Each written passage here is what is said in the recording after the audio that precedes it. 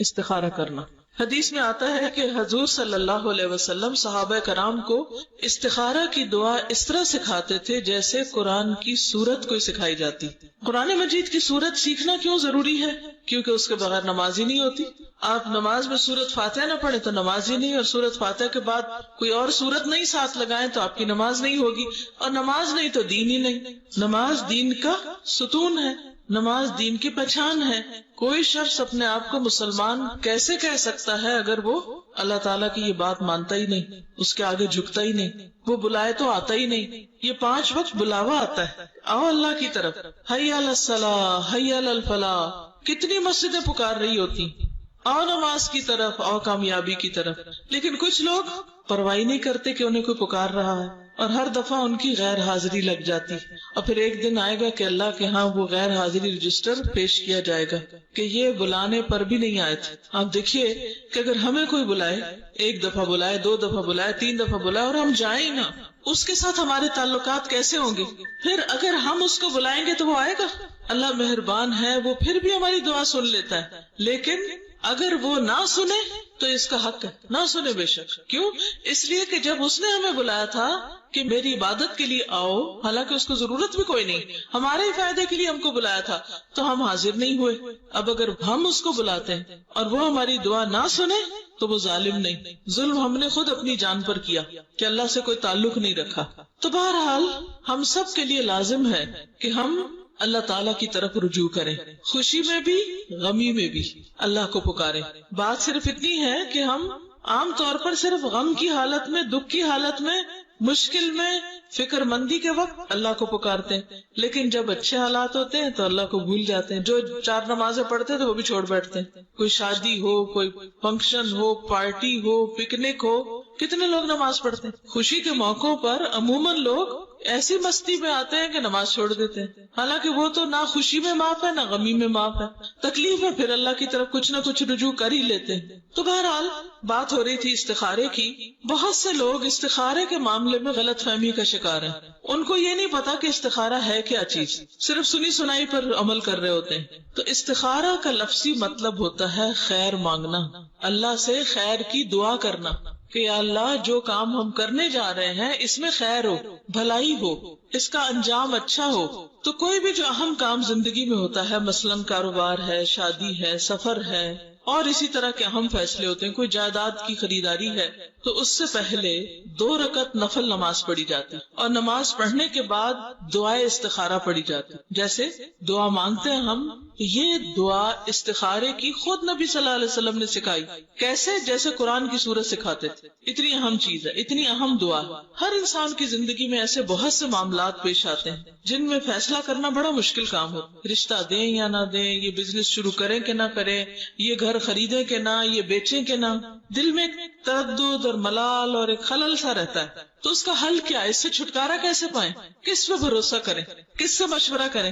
کون ہم کو گائیڈ کرے کہ کیا کرنا چاہیے؟ تو ایسے میں اللہ ہی اصل خیر خواہ ہے، وہی اصل محبت کرنے والا، اور وہی جاننے والا بھی ہے، وہی صحیح بتا سکتا ہے. تو اس لیے عقل مند وہی ہے جو اس وقت خیر کی دعا مانگ کر، یعنی استخارہ کر کے حتمی فیصلہ کر لے.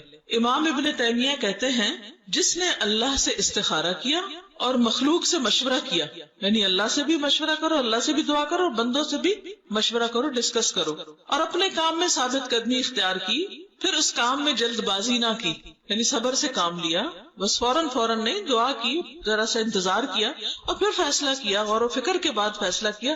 ایسا شخص کبھی نادم نہیں ہوگا، پشیمان نہیں ہوگا کہ اس نے وہ فیصلہ کیوں کیا تھا، کیونکہ اس نے معاملے کے سارے پہلوؤں کو دیکھ لیا تھا. اسلام سے پہلے کا جو دور تھا، دور جاہلیت، اس میں لوگ مختلف طریقے اختیار کرتے تھے فیصلے کرنے کے وقت. جیسے پرندوں سے پال لیتے، وہ 2 پرندے اڑاتے، اور اگر وہ رائٹ سائڈ پہ چلے جاتے تو کہتے یہ کام ٹھیک، اگر الٹے جاتے تو کہتے یہ کام ٹھیک نہیں ہے.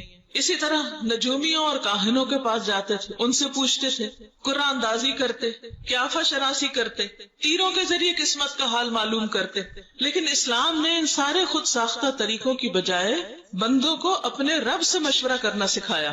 حضرت جابر رضی اللہ تعالیٰ عنہ روایت کرتے ہیں کہ رسول اللہ صلی اللہ علیہ وسلم ہمیں ہر کام میں استخارے کی تعلیم اس طرح دیتے جس طرح قرآن مجید کی کسی سورت کی تعلیم دیتے تھے۔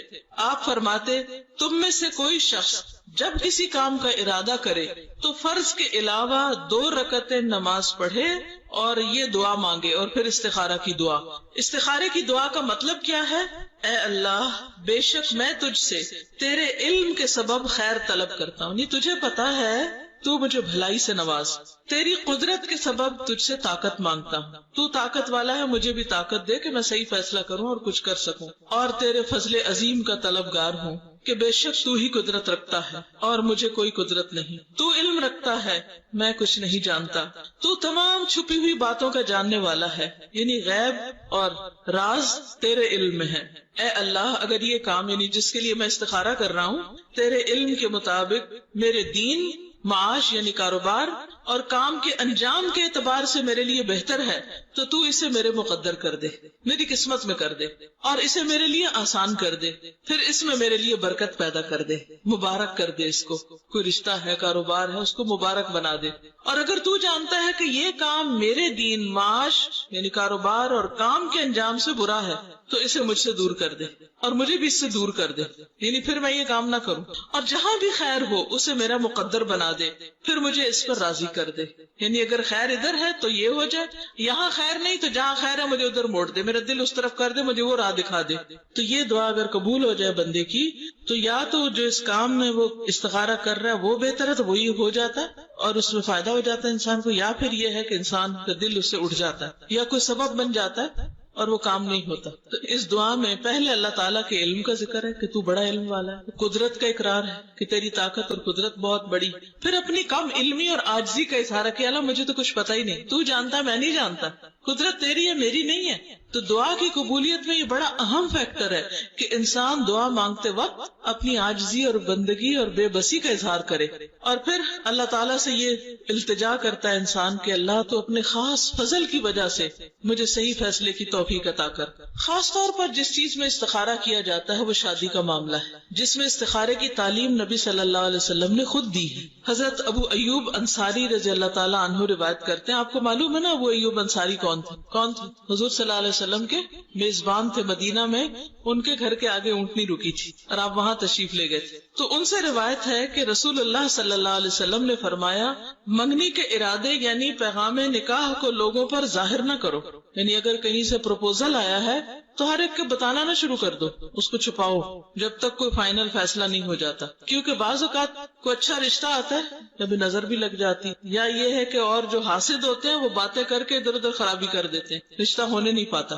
تو کہا کہ جو اگر کوئی پیغام دے تو اس کو ظاہر نہ کرو، یا کسی انسان سے پہلے نہ بات کرو، بلکہ کیا کرو، وضو کرو اور اچھے طریقے سے وضو کرو، ٹھیک ٹھاک پورے شعور سے، اور ویسے بھی وضو اچھا کرنا چاہیے، کیونکہ ایک مرتبہ نبی صلی اللہ علیہ وسلم نے دیکھا کہ لوگ پاؤں دھو رہے ہیں اور ایڑیاں خشک ہیں، تو آپ نے بلند آواز سے فرمایا، ویل للعقاب من النار، ان ایڑیوں کے لیے آگ سے ہلاکت، ان ایڑیوں کے لیے آگ ہے۔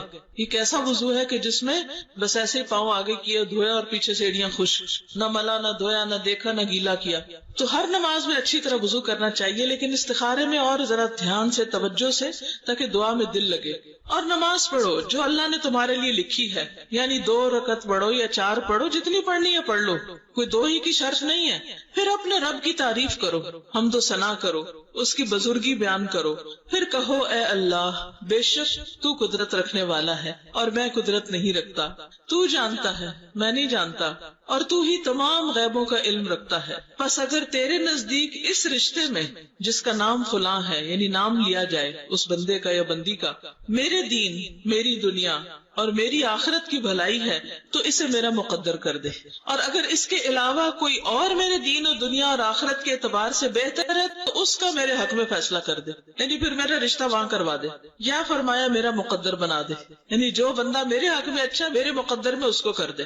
کتنی اچھی دعا ہے، ہر دفعہ نفل پڑھے انسان، اور ہر دفعہ ایسی دعا جو رشتہ آیا اگر وہ نہ بھی ہو تو انسان کو ملال نہیں ہوتا کہ اللہ نے کوئی اور بہتر مقدر میں رکھا ہوگا۔